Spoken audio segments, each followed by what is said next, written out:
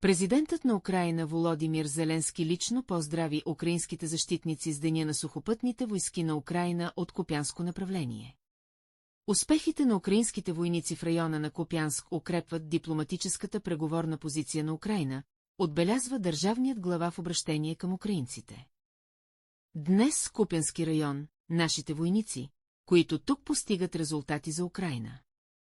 Много руснаци говореха за Купянск, ние виждаме. Бях там, поздравих момчетата.